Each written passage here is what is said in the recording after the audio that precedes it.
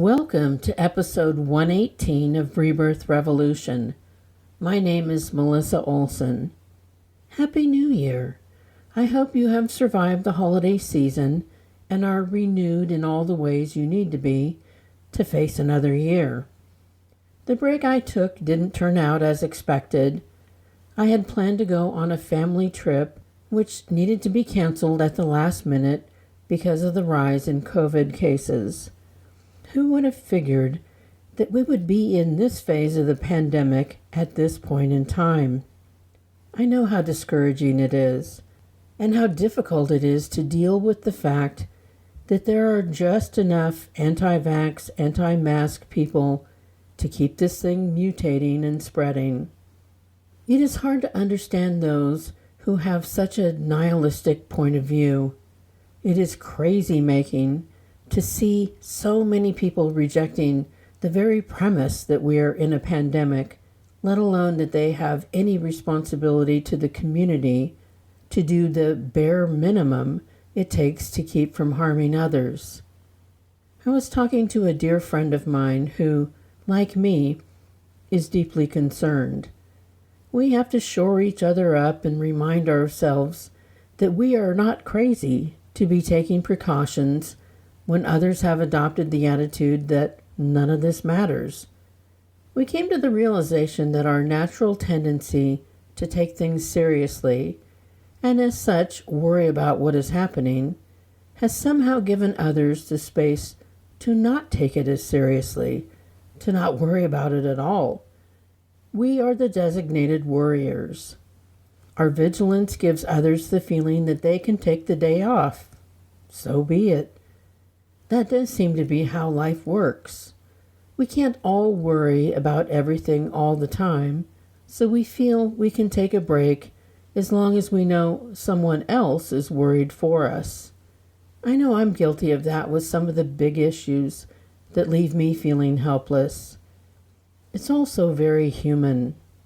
Somehow, we are all going to have to understand that everyone is working at their full capacity, no matter how low or even imperceptible their capacity may appear to be. Some are even working in a negative direction, not only not making it better, but actively making it worse. That is their capacity. It makes them feel some sort of way about themselves to be the bratty toddlers. That attention feels like power to them. They are self-destructive and infuriating to watch day after day, but that is what they are going to do. As the adults in the room, we have to find some way to lower our expectations of their capacity and keep moving in a positive direction while trying to keep ourselves and our loved ones safe. We can't be derailed by them, even though that is what they are trying to do. We have to remain vigilant and somehow sane. I remember the early days of parenting having that same sort of vibe. I remember days when I was the only adult in the room with 3 seemingly drunk little gremlins who had boundless energy and required boundless patience. Every day that I woke up, I knew that the chaos would begin again and last until they were all asleep, sleeping so that they may refuel to do it all again the next day. The only way to survive it all was to lower my expectations until they aligned with reality. Sometimes that adjustment would have to happen on an hourly basis. They behaved as babies and toddlers do. They behaved in a developmentally appropriate manner. But it was chaos. There was no telling what they would do from moment to moment. It was my job as their parent to make the adjustments I needed to make so that I could survive in that environment. I needed to adjust my own behaviors and expectations to deal with what was, not what I wished it would be. It would have made no sense to wake up each morning expecting something other than the chaos that comes with 3 little boys who are very close in age. I would have been setting myself up for a lot of misplaced and inappropriate anger and frustration. Expecting them to level up to adulthood behaviors would have made me the crazy one. So it is with the world we live in now. We can either wake up and rail against the spiritual babies and toddlers and all the chaos that they create, or we can understand that this is who they are right now. This is all they are capable of. Then we can remain the adult in the room who has the capacity to think multiple steps ahead. We can stop them before they hurt themselves and others. We can anticipate the outcomes that are still outside of their grasp. We can put up the guardrails that they need so that they may live to see an age where they are in possession of greater understanding. It's not going to be easy, but we are grown. We understand that life isn't easy.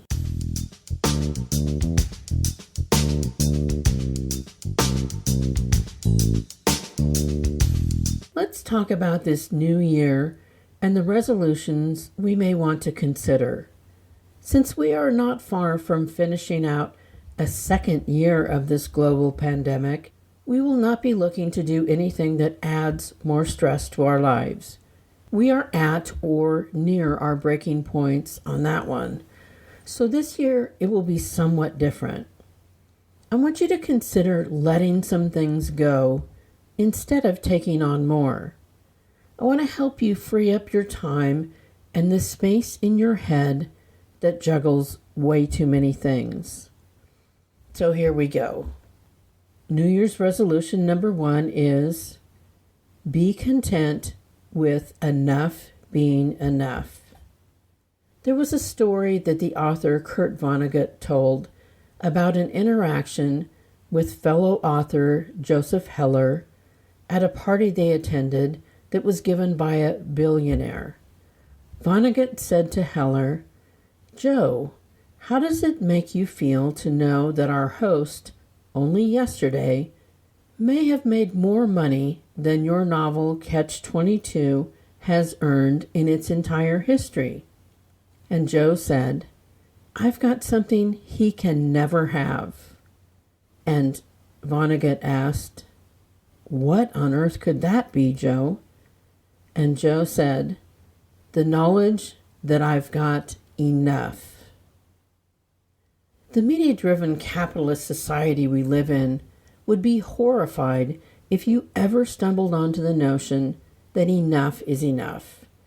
They want you to live your life on a hamster wheel, always seeking to shore up your sense of self by attaining more. But that is a game you can never win. More does not equal better. More does not equal deeper. More does not equal more meaningful.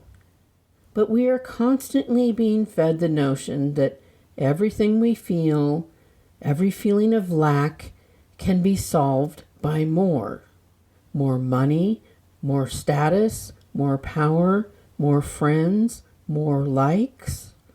Have you ever entertained the notion that your life might actually be better if you had less of those things? What if your life is perfect in this very moment, and the addition of any of those things would only complicate and dilute the peace and joy you currently possess? All of the things that you are supposed to be driven to accumulate bring with them a requirement that you then maintain them. There are only so many hours in a day, and so much attention you can give to all this stuff and all the people and all the striving. It's all too much. It is a given that the more things in life you have to juggle, the more you are apt to drop them, or at least juggle them poorly, because you are overtaxed. You are only one person. You can't keep taking on more and expect that you will handle everything as well as you could if you had fewer things to handle. Plus, every addition in your life will come with an attendant challenge to your level of spiritual awareness. You are more likely to unravel and make choices that are inconsistent with your level of awareness when you have too much on your plate. Too many obligations carry with them the risk that you will be so overwhelmed that you will make choices that drag you down to a lower level of awareness. There's a very real risk that you will betray yourself. Watch any documentary about a person, company, cult, or organization that gets big, and you see what may have started out with the best of intentions go very, very wrong. You see the tipping point where everyone abandons their integrity just to stay afloat. That all happens when you don't know that enough is enough. Do more. Be more. Have more. We have that drummed into us all the time. But what if that is not the key to a life well lived? What if do less, like yourself exactly as you are, and be happy with what you already have is the key to a life well lived? Maybe 2022 is the year we step off the hamster wheel and reconsider what it is in life that gives us meaning and joy and fulfillment. Maybe it's a whole lot less of everything. Cut yourself a bunch of slack and know that you can define your life any way that you want. You are already enough.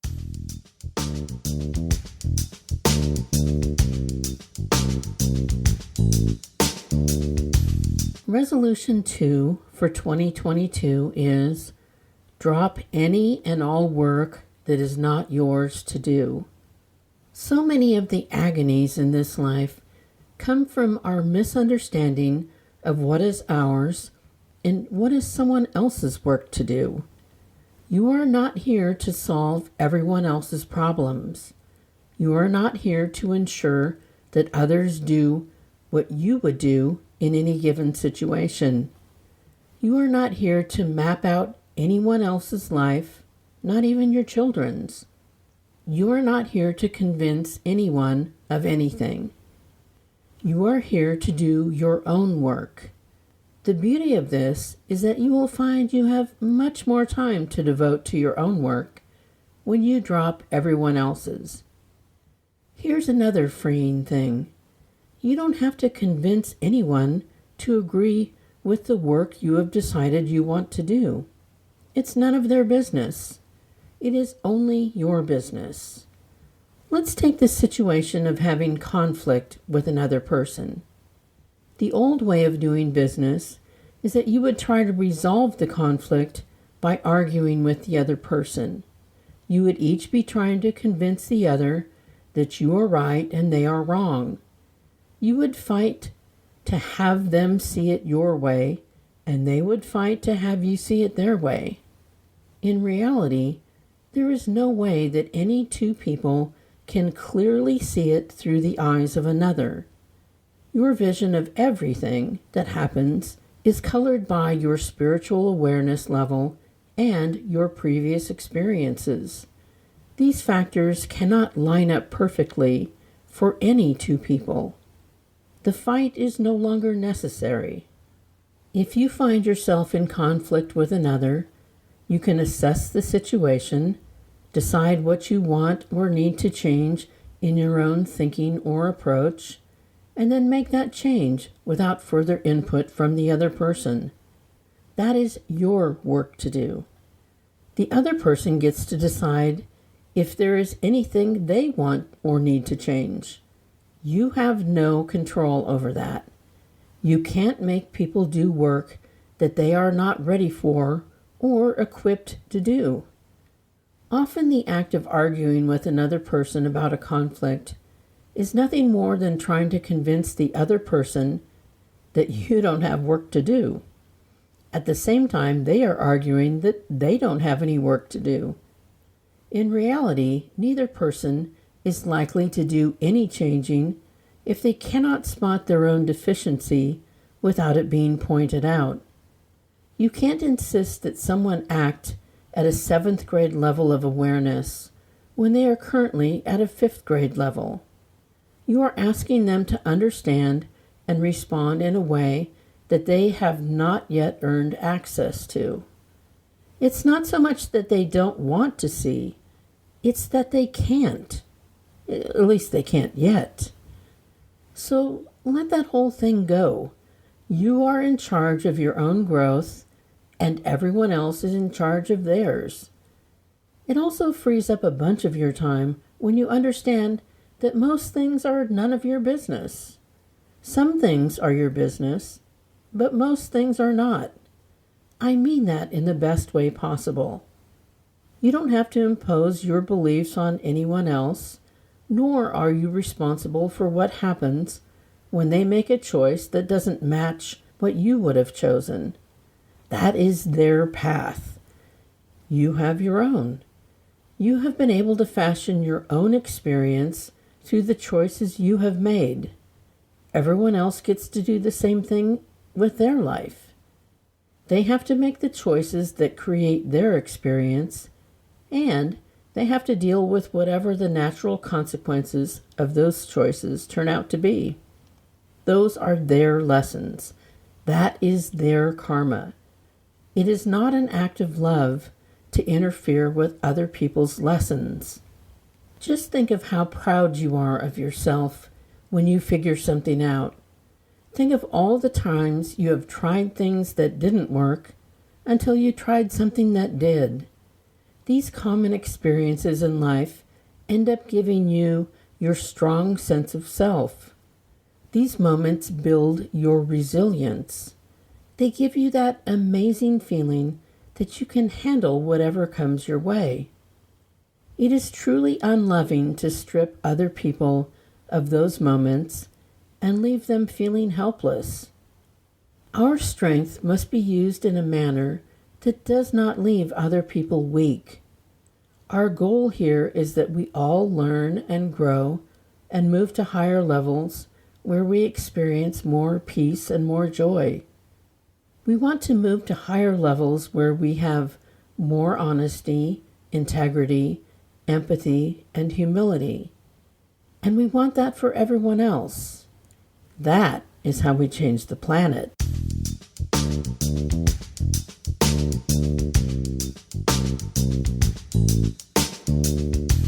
Thanks for returning for another week of Rebirth Revolution. Our collective culture, which is the average of the spiritual awareness levels of everyone in this school, has taken a hit in the last couple of weeks. We have lost a number of very bright lights. We have lost people who were beacons of hope and kindness and joy. This is a hard time to take that sort of hit. Losing Betty White hit me particularly hard. Betty White, like the others who we lost, was a magical combination of a special soul who entered a body at a particular point in our collective history. A magical soul who showed us what could be. It is so important to be reminded of how lives can be lived in a way that spreads so much light and joy. We're going to have to crank up our own lights to compensate for those who have moved on. What a blessing these souls have been. You can always let me know how you're doing by emailing me at rebirthrev@gmail.com. I'd love to hear from you. Next week, we'll kick around some more resolutions that you may or may not want to consider. I'm not trying to put more on your overflowing plate. Rebirth Revolution can be found on all the podcast apps, the music apps, and full episodes can be found on YouTube and on our Facebook page. Please subscribe, download, and share whenever possible. Until next week, thank those who have passed on for all they brought to this school. Keep your eyes open for new sources of light. Get vaccinated if you haven't already, and wear an N95 mask if you can find one. And think about what you can let go of. Remember, you are loved exactly as much as every other person on the planet, not 1 ounce more or 1 ounce less. Stay strong and safe and engaged in the revolution.